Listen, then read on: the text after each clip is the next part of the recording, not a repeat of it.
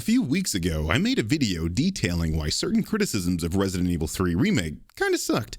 In that video, I said this. Resident Evil 4, which isn't even a fucking Resident Evil game, has started the downfall of Resident Evil as a series, but that's a topic for another video. Well, here's that video. What's up, everyone? Welcome to Let's Talk, the series where we piss a lot of people off by telling the truth.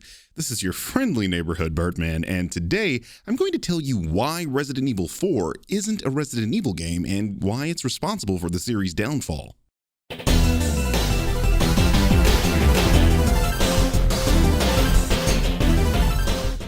Alright, let's throw a few things out there before we get started. This video's intention is purely to show why RE4 isn't a true Resident Evil game, not necessarily to criticize it. I actually really like Resident Evil 4, and I've bought it on every console it's been available on with the exception of the Wii. Because even with me saying this, I'm aware some brain-dead person who is only half listening will inevitably rush to the comment section to tell me all about why I hate Resident Evil 4, so here's the disclaimer for all the people that instantly dismiss any analysis of their favorite game. That out of the way, let's start at the beginning. What is a Resident Evil game? As I explained in the previous video, Resident Evil is a survival horror video game series. This means the games require the player to survive in a horror setting through use and management of a finite amount of resources like healing items and ammunition for weapons. The games are usually set in a maze-like structure of sorts, like a mansion or a police station, and the main character usually has to solve puzzles in order to unlock doors to other areas. There are a bevy of monsters that the player-controlled characters have to maneuver around or dispatch in order to reach these areas, the main enemy monster being the zombie. Let's pause for a second and talk about what a zombie is. The history of the zombie can be traced back to Haiti, where the concept of a dead body coming back to life is usually through voodoo or magic. In this case, a zombie doesn't hunger for flesh or brains, but is essentially a slave meant to do a witch doctor's bidding. The popular concept of a zombie stems from George A. Romero's ghouls in the film Night of the Living Dead, which, along with the 1954 novel I Am Legend, was inspired by the Haitian zombies. In this case, the zombie was a ravenous undead human whose sole motivation was to feast on living humans. They could not be controlled, couldn't be reasoned with, and the only way to stop them was to destroy the brain. You mean shoot them in the head? Yes, Michelle, shoot him in the head. This distinction is important because when the team that developed the original Resident Evil were coming up with ideas, this was the kind of monster that inspired the game as a series. In a 1996 interview with GamePro magazine, Shinji Mikami stated, "My main inspiration was Zombie, a famous Italian horror movie. When I saw the movie, I was dissatisfied with some of the plot twists and action sequences. I thought, if I was making this movie, I'd do this or that differently." The film Zombie is actually called Zombie 2 and was a spiritual sequel to George A. Romero's 1978 film Dawn of the Dead, itself called Zombie in Italy. Essentially, Shinji and his team were inspired by George's zombie films and they wanted to create their own zombie story with a better plot. All of that being the case, one could state that an answer to the question, what is a Resident Evil game, is Resident Evil is a zombie game. It's extremely difficult to divorce the series from zombies. Up until Resident Evil 4's release, there had been 5 main games, 6 spin-off games, and 2 movies, each of which contained zombies as antagonists. So you can probably see where I'm going with this. One of the main reasons Resident Evil 4 isn't a Resident Evil game is it doesn't contain zombies. That creature is a cornerstone of the series, one if it never existed, Resident Evil wouldn't exist. And to not have the one thing that defines your franchise is like turning Need for Speed into a dating simulator. No matter how good it is, it's just not the same thing.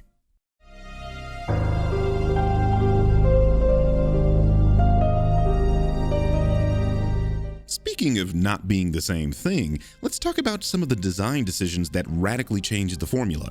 When playing the classic games, zombies are not the only obstacles the player faces. Puzzles are integral to the Resident Evil experience. Solving puzzles in these games have been some of the most rewarding sensations I've ever felt as a gamer. Take the Hawk Emblem puzzle in Code Veronica, for example. You need to take the Hawk Emblem outside to unlock the main gate, but there is a metal detector that prevents you from taking it outside. So you need to head outside, dodge a few zombies, grab the fire extinguisher, put out the fire in the cemetery, pick up the briefcase containing the non-metallic TG1 alloy, head back to the metal detector while dodging a few zombie dogs, place the alloy in a 3D modeling machine, duplicate the Hawk Emblem, then we grab Mum, go over to Liz's place, hole up, have a cup of tea, and wait for all of this to blow over. Resident Evil 4 doesn't have anything like this, and this style of puzzle is quite literally in every game prior.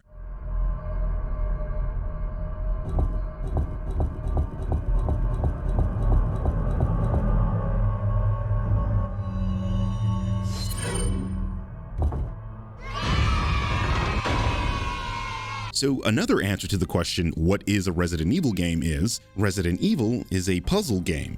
Keeping yourself healthy and adequately armed is key to surviving. The finding and subsequent management of a finite amount of resources while solving elaborate puzzles is a telltale sign that you're playing a Resident Evil game. Finding that clutch box of handgun rounds or a green herb when you're in danger status is a part of everyone's experience when playing Resident Evil. Knowing that when you've used up your ammo and health items there probably aren't any more adds to the experience and teaches you the value of preparation and makes every encounter with enemies mean something.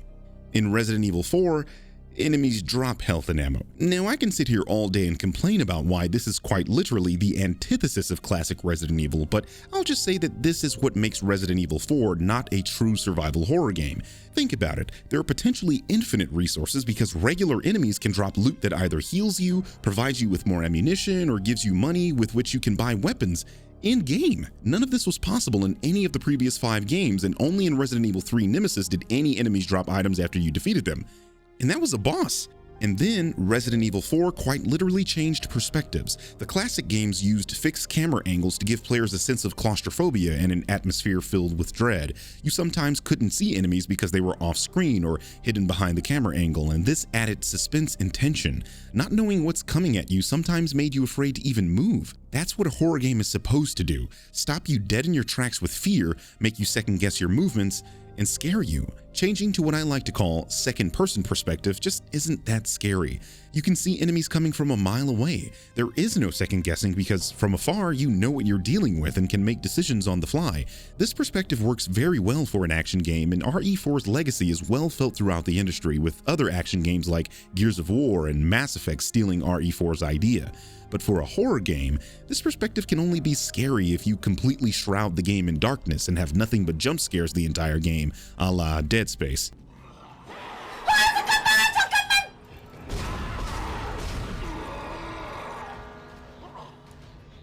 These changes turned the series into an action horror series, away from its roots as a puzzle-solving, maze-traversing survival horror franchise. Leon himself changed completely. He went from a rookie cop horrified at what happened to Raccoon City to a wisecracking, knife-fighting superhero suplexing and roundhouse-kicking enemies into oblivion, all in the span of one game. This mofo scales 12-foot walls to backflip over killer lasers. I mean, look at his reaction to a 50-foot parasite that just burst from a wall.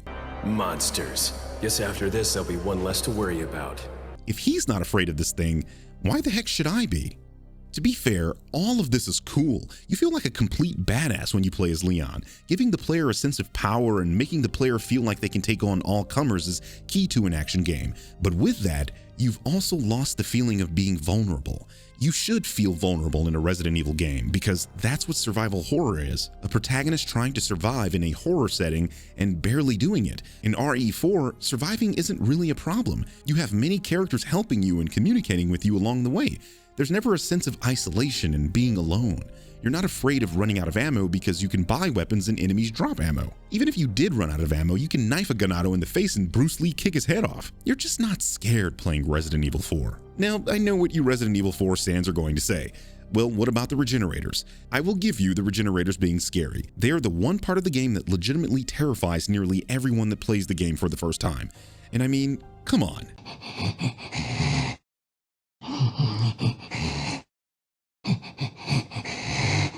But even these things are extremely slow, and the sections they appear in are essentially shooting galleries because their design requires the usage of the sniper rifle, and the game has to account for that by making the area a long sniping corridor. Regenerators are fish in a barrel, is what I'm saying.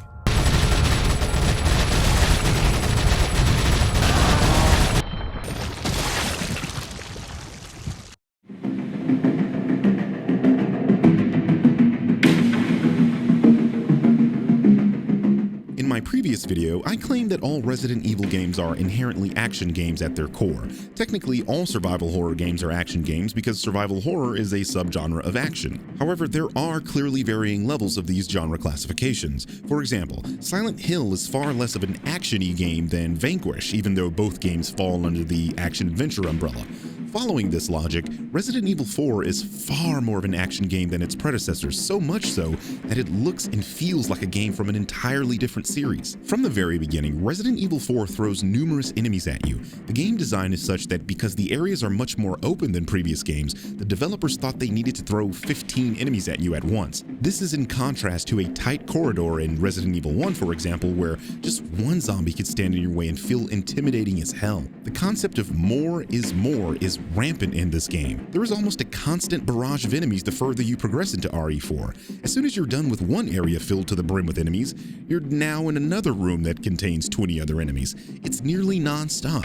This is a recent playthrough I did where I was trying to speedrun the game, and in the process of mainly running from everything, I ended up killing over 600 enemies. The absurd amounts of enemies and firepower at your disposal winds up making this game feel less like an atmospheric, intense survival horror experience and more like a shooter. To illustrate what I mean, what is considered one of the best parts of Resident Evil 4 is considered one of the worst parts of Resident Evil 3 Remake, the cabin defense section. This part of the game illustrates the problem with Resident Evil 4 and why it feels so different to previous games in the series. The constant barrage of enemies, the teammate you have that gives you ammo and provides you assistance, it all feels like a third-person Call of Duty. In the very much action-oriented Resident Evil 3 Remake, this section feels woefully out of place and makes the game feel like a completely different game than you were playing just a few moments ago. That's exactly the point. If you were to take elements from RE4 and put them in the older games, they'd feel like two completely different experiences. And this is exactly why the games after were so disappointing.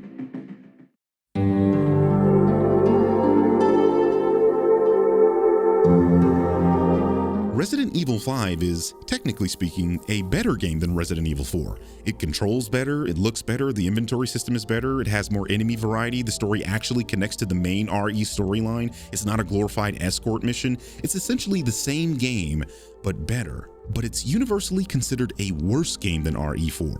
Why do you think that is? For me, it shows just how much we didn't want Resident Evil to be what RE4 was. It was fun as a side story game, but now this is what Resident Evil is? A linear third-person shooter with almost no puzzles and a partner? You see, Capcom learned all the wrong lessons from Resident Evil 4's success. They saw that people seemingly didn't care if there weren't any zombies in a zombie franchise and decided to keep the plagas. They saw that people didn't care if Leon was Neo from the Matrix and upped the ante with the action. They saw that people didn't mind the on-rails sections and said, "Oh, you liked El Gigante? Well, here's one you can fight with machine guns because on-rails action is great, right?" Except the people were disappointed with these things. You will find all kinds of excuses for why people preferred Resident Evil 4 to 5, from atmosphere to not having the same soul, whatever that means. But it's an inescapable fact that these elements are entirely present because of Resident Evil 4. You can't find a game design element that isn't there because of a precedent set in 4. People complain about Sheva, but she's Luis from the cabin defense section. People complained about the enemies with guns, but then there's this guy. So, to be honest, you are to blame for Resident Evil going down this path because you told them these things were okay. All the new fans that joined the franchise with RE4 basically solidified that Resident Evil would never be the same again. These people couldn't care less that this game's story had basically no connection to the overall plot and killed the series' main antagonist off screen. For them, this game is Resident Evil 1. The people that couldn't figure out the puzzles without a strategy guide or hated the tank controls of the classic games were the same ones praising RE4 for eschewing these elements. They loved that there was nearly zero backtracking. They loved not having to worry about ammo. Capcom saw this in the form of sales and critic scores and decided to run with it, leaving the fans of the original games in the dust, completely ignoring the complaints that they were fundamentally changing the franchise. Hence, Resident Evil 5 and 6, Operation Raccoon City and Umbrella Corps, and strangely, everyone wondering where it all went wrong. And then we got Resident Evil 7, another pretty good game that probably wouldn't have sold as well if it didn't have Resident Evil in the title, because that was another game that had nothing to do with the main storyline that was essentially abandoned at the end of Code Veronica. And for all the praise that game got, I just see it as another Resident Evil 4, an unneeded change to the formula that will lead to a technically better sequel that people will hate. This has been your friendly neighborhood Birdman, and I just gave you something to talk about. Oh, and Capcom, can you remake Code Veronica before Resident Evil 4? You know, because it's chronologically the next game? Ugh.